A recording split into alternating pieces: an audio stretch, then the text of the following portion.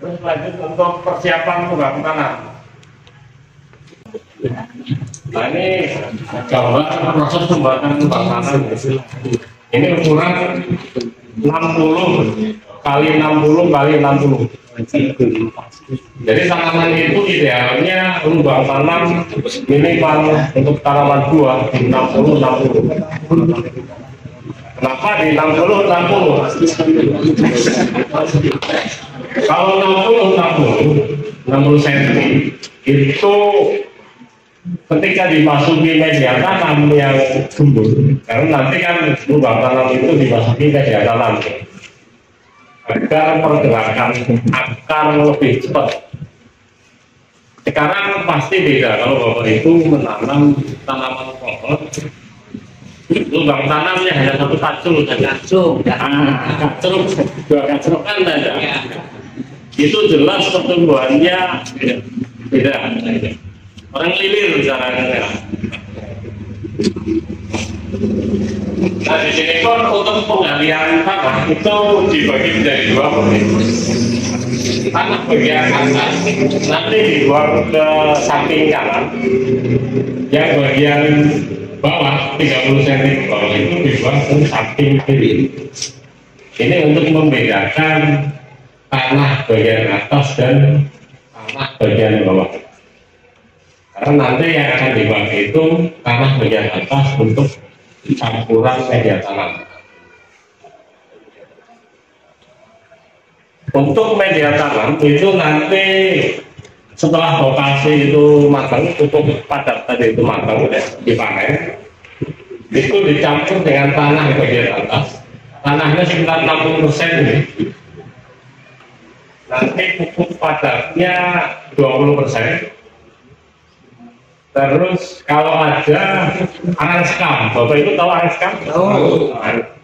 Itu arang sekam boleh dicampur atau arang kayu. Arang kayu tapi yang dihaluskan itu. Bukan abu. Arang sekam. Kalau arang itu dia belum jadi abu. Kira wadah lagi bisa nambahin gitu. Nah itu 20%. Nah, nanti diaduk rata itu untuk persiapan media tanam. Nah, lubang tanam itu juga begitu membuat lubang tanam itu didiamkan dulu ya Bapak Ibu. Didiamkan dulu sekitar 1 minggu kurang lebih agar terkena sinar matahari. Tujuannya untuk memberikan kesempatan unsur-unsur kimia ataupun hama penyakit yang berbahaya yang mungkin ada di dalam tanah itu keluar nantinya, digantikan oleh oksigen.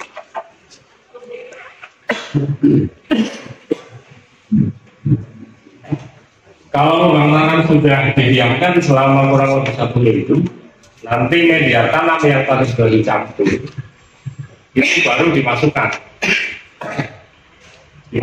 ke lubang tanam. Itu juga didiamkan dulu lagi minimal sampai ada rumput tumbuh di lubang tanam itu 1 minggu. Jadi apa ya, nanti ketika ditanam itu sudah mapan, akan lebih bagus nanti disemprot pembedah tanah, lubang tanamnya. Untuk pembedah tanah nanti kita praktek buat ya di sini. Kalau bahan-bahannya sudah ada, nanti tinggal kita setelah ini selesai kita coba praktek.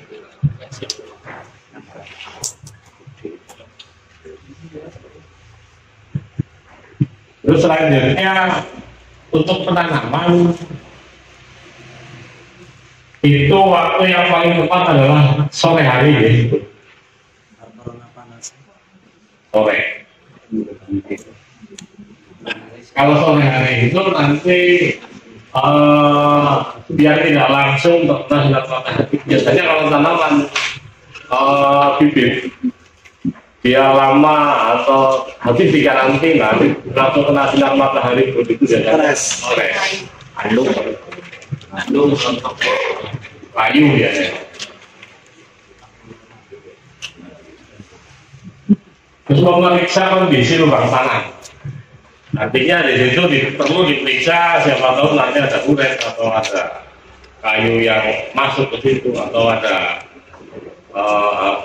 bahan-bahan lain yang mungkin nanti bisa merusak.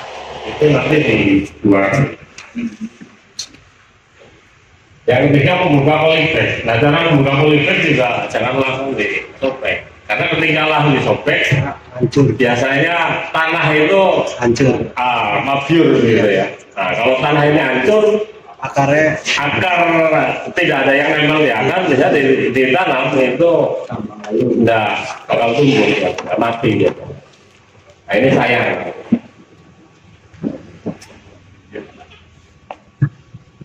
Memasukkan bibit di tengah-tengah lubang. Jadi posisinya itu pas di tengah lubang, di tengah lubang tanam, kurang lebih tinggi 5 cm nanti gitu ya, di atas pangkal batang. Nah, 15 cm ini kalau bibitnya hasil sambung pucuk ya kurang lebih 15 cm. Tapi kalau bibit yang bukan sambung pucuk sih nggak apa-apa. Yang penting tinggi ini kita kurang lebih 5 cm. Nah, cara nimbun pun nanti digulung, tahu digulung kalau ibu di apa sih? Digulung. Ah, digulung lah. Tujuannya agar nanti ketika hujan itu air tidak mengenang di lubang tanah. Jadi dia akan lari ke samping untuk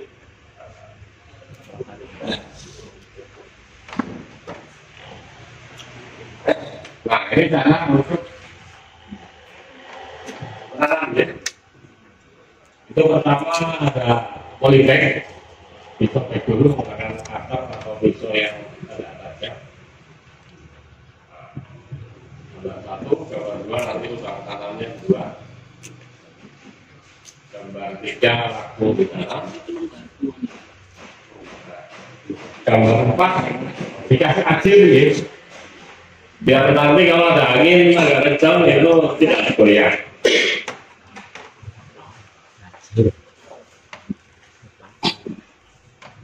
Nah, kalau tidak menggunakan majir ini rawan ya. Ketika apalagi sekarang lagi musimnya angin kencang sekali. Untuk selanjutnya, nah ini cara pembuatan arang sekam ya. Arang sekam itu menggunakan serobong. Kalau ada talar itu lebih bagus. Cuma itu harus ganti lubang. Tapi kalau menggunakan streaming itu tinggal digulung saja. Nanti kayu atau apa yang bisa untuk dibakar dimasukkan ke dalam.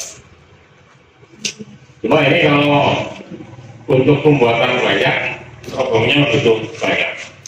Atau bisa dibuat menjadi apa ya, sistem itu membuat pipa itu mahal biayanya Pak.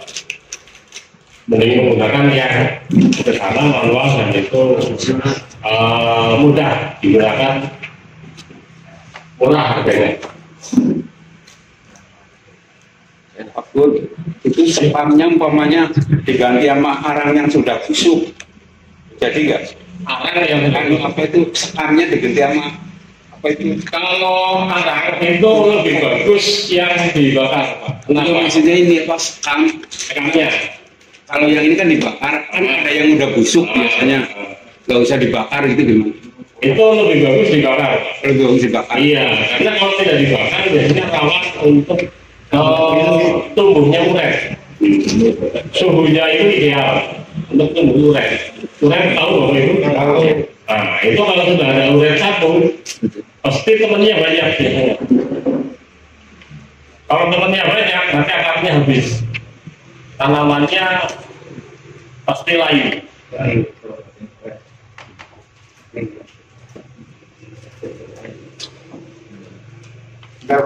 Ya. Apa yang saya sampaikan ini pernah saya lakukan hanya fungsinya di sana seperti yang Bapak sampaikan tadi. Mungkin arang karena itu tadi fungsinya untuk memang pengaturan kualitas tanah itu atau termasuk nanti di dalam atau humus itu.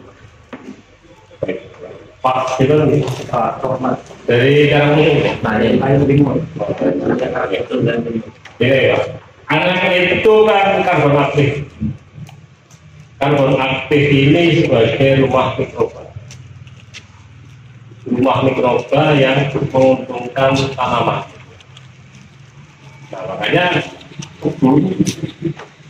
kalau banyak ranting kayu itu dibakar, buat lubang-lubang untuk kantung mikroba itu akan lebih bagus. Karena rata-rata tanah sekarang itu tingkat keasamannya tinggi. Ketika musim kemarau seperti ini itu cepat retak. Contoh sawah. Sawah 2 minggu tidak hujan saja sudah retak kan? Karena tidak ada bahan organiknya. Kalau ada bahan organiknya, tanah itu akan lembab, dia tidak retak. Selain sebagai karbon aktif, arang ini juga menambah porous, jadi air itu tidak terlalu lama mengendap, kelembaban terjaga. Terus ada satu kasus ketika saya menanam satu pohon, satu disediakan di politek, kemudian yang satu di lubang kering para kecil. Dua pohon itu kasusnya beda, yang ditanam di politek ini dengan waktu yang sama, yang sama, tapi yang langsung pupuk yang langsung ditanam di lubang tadi kalah dengan yang di politek dulu kemudian ditanam itu penyebabnya apa ini? Kalau di politek itu kan ya, politek itu kan ketika dicocok, disiram dengan nutrisi itu tidak menyebar kemana-mana, jadi akan lebih fokus gitu. Tapi kalau di dalam tanah, Bapak ngasih pupuk dasarnya kurang, itu pasti pertumbuhannya beda, ya, terfokus nutrisinya di situ. Makanya di sini jadi penting awal penanaman sebagai fondasi gitu. Boleh dikatakan rumah saja kalau fondasinya kuat itu pasti bagus. Tapi kalau fondasinya asal-asalan, ya ketika gempa sedikit saja atau goyangan sedikit saja nggak roboh.